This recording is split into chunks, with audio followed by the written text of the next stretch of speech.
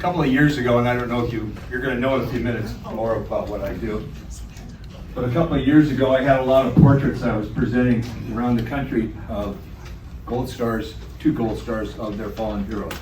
That's what I've been doing for the last 21 years, is free portraits for all the families of the people who have died in the war.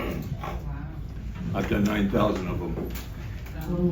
In fact, let me put it this way. The country of Poland called me and they said, we haven't lost anybody since World War II, so we don't know how to handle the families of the fallen. We understand what you're doing in the United States. Would you do it for us? I said, what does that entail? He says, we'd like you to do portraits of all of the fallen heroes from Iraq and Afghanistan from the country of Poland for their families. My comment to them was under 2 conditions. And I said, one is the families pick out the photographs, and secondly, when they're presented to the families, it has to be done in a way that shows the respect for their sacrifice. They agreed. They in turn created a like Memorial Day, which is around Christmas, December every year in Poland, and they have a 3-day event where they actually presented my portraits to the families. It's an incredible video to watch. Then what they did is they called me and they said, could you get us a second set of those same portraits? I said, for what? They said, we're opening a museum in downtown Warsaw for fallen heroes, and the first thing people are going to see when they walk in the door are those other portraits of those fallen heroes from Iraq and Afghanistan. I was amazed that the country of Poland would ask me or they'd even know what we were doing. In 2019, I got a phone call from Poland and they said, a general is coming to town, you need to make time for him. He's going to present you the Polish Armed Forces Medal. I said, you realize I'm a Marine, right? He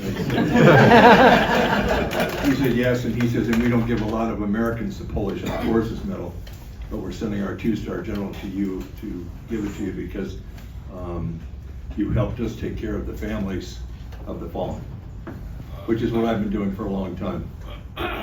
Normally, when I send portraits around the country, actually I've done Great Britain and Canada is also, I shared the project. I do by mail. If they're in the area, there's one right up here somewhere. Yeah. They're like that. This is Bonnie's husband, our secretary. Yeah. So those are the portraits that I do just like that. So when we can hand them to people, that's what we do. But a couple of years ago, I had just a mouthful of these portraits that had to go around the country. And Tennis was at my house. Tennis is a Marine, good friend of mine, Vietnam era. He said, why don't I deliver those? I said, my foundation doesn't have the financing, I was serious about it, to pay you to do that. He says, no, he says, quote, God's been good to me. He says, I'll take care of that for you. So for 2 months, in April 2 years ago, he drove 13,272 miles around the country by himself, hand delivering in dress blues all of the portraits to families that I had to deliver. Ending with Woody Williams in West Virginia. Woody was the last living World War II Medal of Honor recipient, got it at Iwo Jima. And we actually got to do a Zoom, Woody and I did. I talked about Vietnam and he talked about Iwo Jima, and it was an incredible conversation. But Tennis took care of that. And I think it's an incredible thing that Tennis did. One of the things we did, Tennis, again, like I said, was doing it on his own. So what I did was, he had lost his brother and it was important to him.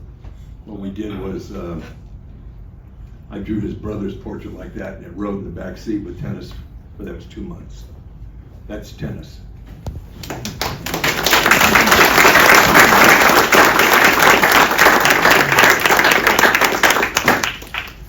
I'm going to tell you a little bit about my project, if that's okay.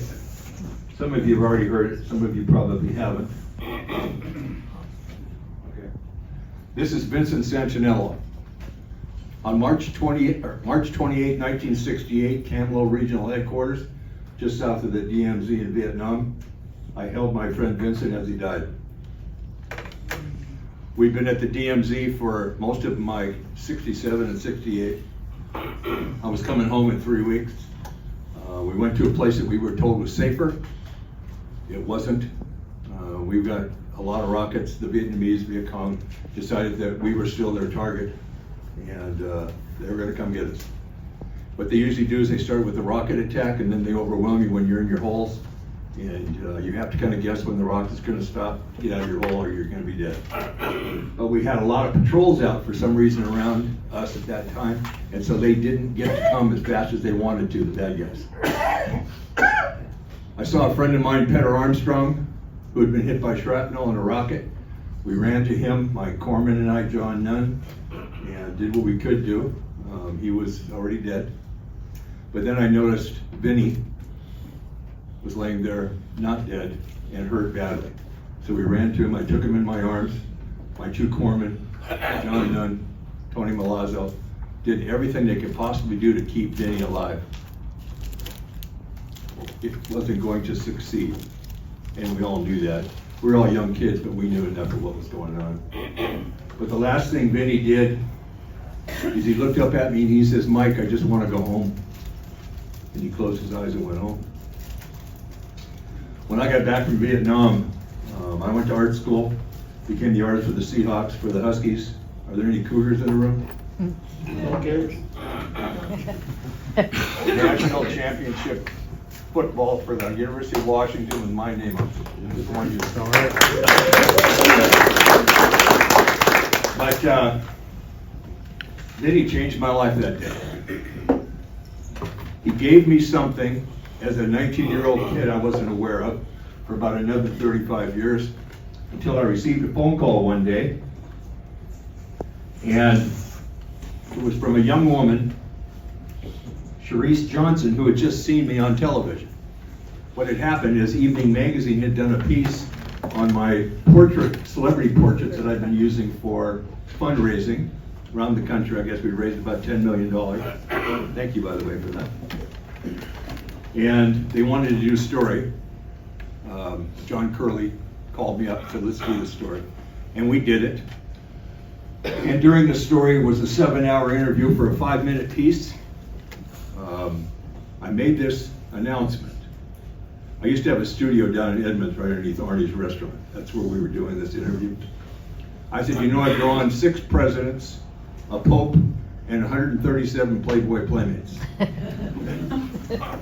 And I'm really proud of all of that. And the guy said, he says, "I guess that about does it all." And I said, "I think so." The interview ended. I say this not in a joking manner. If I'd have known that, I would have said that comment about 5 hours earlier. You know? But if you've been interviewed for TV, you know it takes a lot of time. But anyway, NBC picked it up because of that Playboy comment and sent it around the country.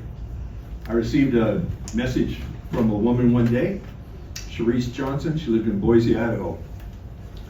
She said, "I just saw you on television," and she said, "How much would you charge me to draw my husband?" That's all she said. And I thought to myself, this is going to be really good. I just got national exposure for my portraits. I am very good at this. So this is going to be the first step in millions of dollars. Then she said, he was a corpsman and he died in Iraq in 2003. With that, my whole life changed. Corpsmen were the bravest people. Marines know. If you're in combat, corpsmen save all of our lives, and my corpsman did. And I said, "I can't possibly charge you." Her husband's name was Michael. I said, "I can't possibly charge you. Just send me his photograph." I did his portrait. Something happened inside of me. I thought of Vinny. All kinds of strange things were going on. And I sent this portrait out. I have to take my hat off for this next piece. So about 2 days later, my wife and I were driving me up to Silver Lake to get a haircut. That's why I took my hat off.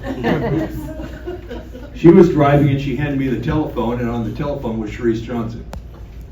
She called and she said, "I called to say thank you." And I didn't know why, because I don't expect thank yous. In fact, awards like this are kind of amazing to me because this isn't what I do it for. She said, "I got the picture yesterday of my husband. When I pulled it out of the packaging, I looked into his eyes." She says, "I reconnected with him instantly. And for 2 hours, we talked about everything we couldn't finish because he was dead." She said, "Then at the end of the conversation, I said, 'I love you.' And I felt him say, 'I love you back,' and that I'm okay." She says, "So I'm calling you to say thank you." Now I'm figuring that's because she got the picture, right? And I said, why? And she says, not because I have the picture, but because in the year that my husband's been dead, I haven't slept a full night's through, not one, since then. We talked about everything, she said. But she says, I'm calling to say thank you, she said, because last night is the first night in a year I've slept all night. She and I talked for 20 minutes, so of course there's a lot of more things I can't share and wouldn't, because it's very personal stuff.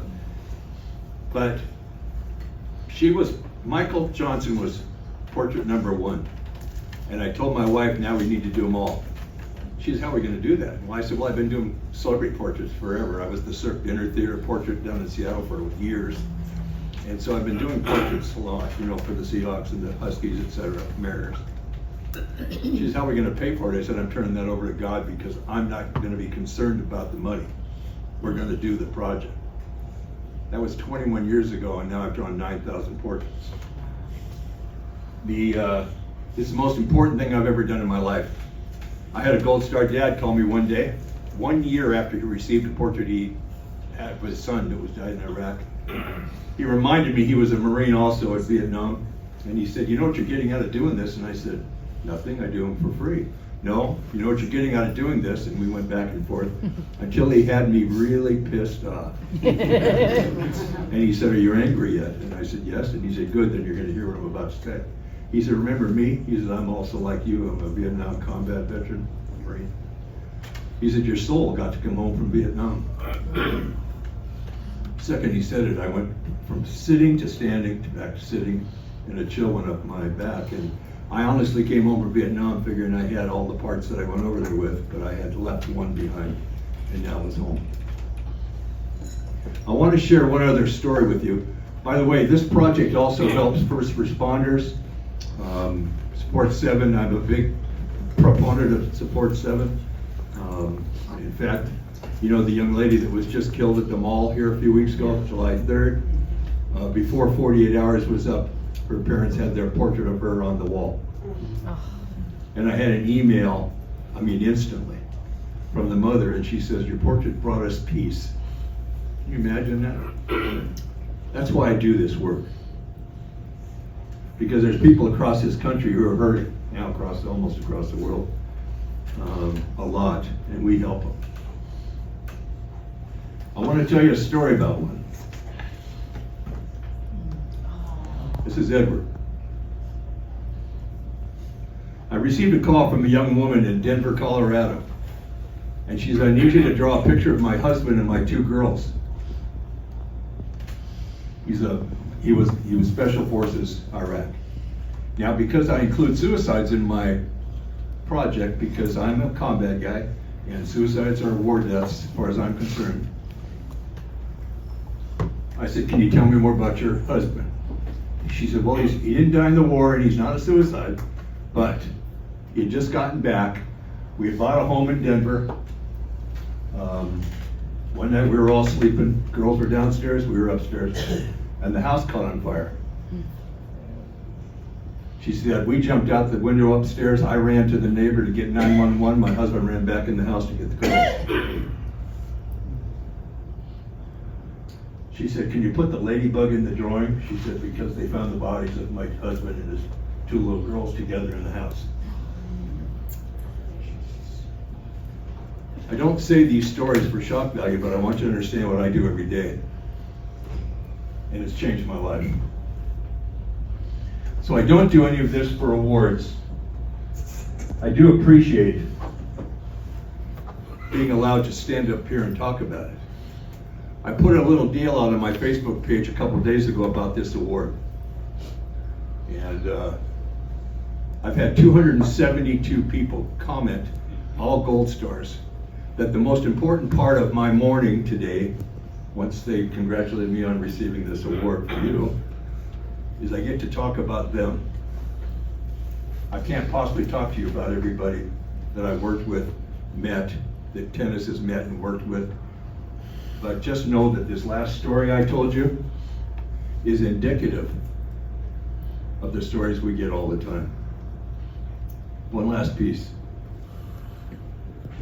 I got a call one time from a woman in Great Britain The English government, Great Britain's government called me and they said, could you do this for us? And I said, yes. And I said, what do you need? I said, can you send some letters out to the families letting them know I'm not a scam. I'm not going to try and steal money from them. I'm trying to do something free. And I'm a quality artist. So they did that. And I got a call from a woman in Great Britain, middle of the night. She said, why does an American want to do anything free for a Brit? And she wasn't being funny. So I took my breath away a little bit and I stopped for a minute and I said, first of all, it's not an American doing something free for a Brit. It's a combat veteran offering something free to the family of a fellow combat veteran who didn't get to come home. Then she said to me, she said, now I understand and you can draw my daughter. And I drew her daughter, who was the first portrait I did from the soldier that fell in Great Britain. About 3 weeks later, I was asked to do a radio show in London, drive time. And the guy on the radio said, I have no idea what to ask this mother. I said, why don't you just ask her about her daughter? We'll just talk about her daughter for an hour. That's the most important part of this whole radio conversation. And that's all we did.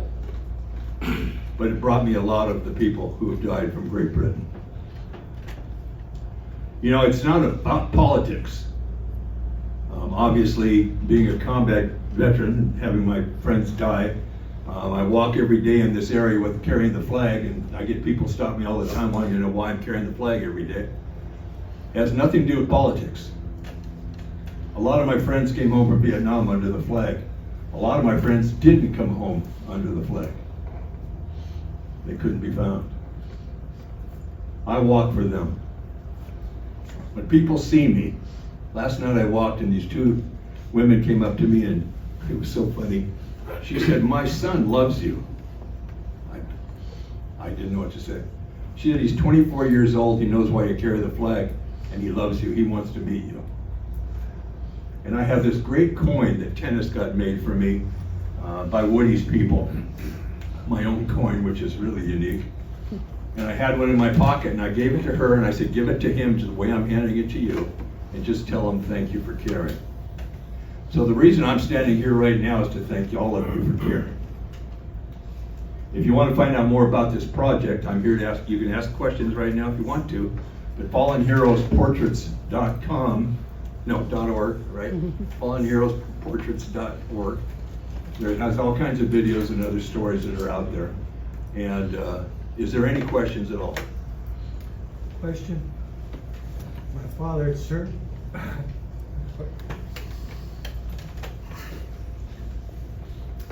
My father served in World War II, and I have his flag at home.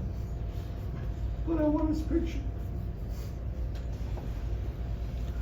If I get you a picture, would you do it? We can talk for sure. Thank you. Just pass that back. Any other questions? Just a comment. No. Letters from Hell is an awesome book. Thank you. So you know about Red then? I read it. Couldn't put it down. It's a good book. So there's a book out about the Vincent Sentinel part in Vietnam, Letters from Hell by Ralph Morales. I recommend anybody to get it, except it's a hard read. Chapters, 15 through 18. You're not reading a book, you're standing next to me during the whole thing. I wrote the forward to the book. In the book, my nickname was Red. Don't ask me where it was at back then. But I was all red hair back then. And it's so difficult to read. I lived it, and I have a hard time reading it. I try to read it, because I have those memories all the time. Vinny, this is Vinny. See, he's read the book. But Letters from Hell by Ralph Morales, I recommend it. If you want to really know what we feel like, right? Because this is the stuff that people like me are carrying around our whole life. Fortunately for me, and I believe this, God has given me the ability to exercise some of the things inside of me in a way that helps other people. And those people I've chosen are Gold Star families. And when you get a Gold Star mother who lost their son or lost their husband, or lost their daughter, etc., hugging you after receiving their portrait, you've never had that kind of a hug, unless you're a grandparent and your grandchild's hugged you. You know, I'm just, one thing real quick, I just thought about this. It's like, to show you how we live, veterans, and I know there's some in this room. So I was walking last night. You know, it's not supposed to rain till 8 o'clock. You guys follow your radio. So I figured I'll walk from 5 to 7. I'll be good. I walk from my house up from Perryville down into Edmonds. Of course, about 6:30 it started pouring. I'm thinking there's nowhere for me to go but to keep walking. By the time my wife picks me up down at the vet plaza or somewhere down in Edmonds, I'm soaked. But I got an interesting thought. It got dark, started raining, and I was thrown back to Vietnam. When in Vietnam, every other day we'd have to take an ambush out at dusk. You're shaking your head. We'd take an ambush out at dusk where we would walk outside our perimeter into the jungle somewhere, 2,000 or 3,000 meters, and set up an ambush hoping to find the Viet Cong in the rain. And all I could think about last night was how that would be so wet, and we had to be so quiet, and we'd have to find places that was like, imagine the next time it pours rain, we'd have to find a place to sit for 6 or 7 hours just waiting for the enemy. And it was funny that this just came up to me like that when I was walking last night. But what my walks do is my walks have let me communicate with all of my friends who didn't come home. I know I keep saying this, but I have to mention his name. My friend Doc John Nunn, who I love, still love, called me on the 19th of December this past year, and he says, Mike, I've had too much Vietnam. I said, John, I was standing right next to you, what are you talking about? I could tell where this was going. He said, I've had too much Vietnam. He said, I want to be with our friends. And I said, what is it saying, John? He says, I'm calling you to say because tomorrow, he says, I will be. He lived in Albuquerque, right to life state. He had arranged it. He says, I don't want to die in my house all alone and have nobody find me. He said, so I've set it up with the people that love me that are down here. And he says, I'm just calling you to say goodbye. When you meet a Vietnam vet, and I'm just, all vets, you want to take care of all vets. But I'm talking about Vietnam vets because that's me. When you meet a Vietnam vet who tells you they've been in combat, they're carrying a lot of baggage. And the only thing you can do is to care. And when you look at a vet and you say, thank you for your service, that touches a nerve. When you look at a vet and say, welcome home, that touches a soul. Just something you might want to remember. Thank you. That's it.